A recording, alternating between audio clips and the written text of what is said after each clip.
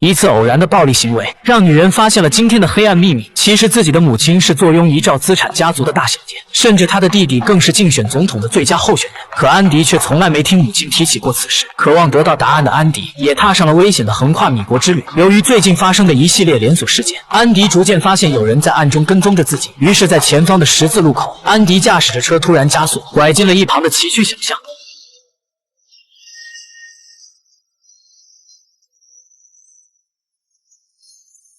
可神秘人早就在安迪的车上安了追踪器，没有多久就在小巷看到了安迪的座驾。见车门处于打开的状态，神秘人没有犹豫便下车查看，结果中了安迪引蛇出洞的计策。在这种尴尬的情况下，神秘人说自己是埃尔帕索的法警将麦克。之前安迪的母亲加入了国家的保护计划，他是被国家派来暗中保护安迪的。安迪问保护计划是什么时候开始，麦克表示在你出生前，保密计划就已经开始实施了。而另一边，母亲准备去纽约找安迪，可在机场被埋伏的法警拦住，没想到领头的法警竟是母亲相处多年的邻居。母亲厌倦了东躲西藏的日子，声称当年的策划者如今早就不在人世了，我不再需要法警的保护，并且要退出所谓的保密计划，要求快放他去找自己的女儿。但查理却拿出了最近非法出入境人员的监控照片，询问其中有没有当年反叛军的首脑。此时母亲看到其中一人后，情绪瞬间有着微妙的变化，可理智让他又立刻恢复了原有的状态。而这一系列的表现都让查理尽收眼底。但之后出乎意料的是，查理同意了劳拉的退出，同时也归还了劳拉的护照和身份，这也意味着他们母女以后不再受法警的保护。与此同时，放下戒备的安迪在汽车旅馆熟睡，麦克却他睡着后小心翼翼地走出房间，观察了四周后给他人打去电话汇报。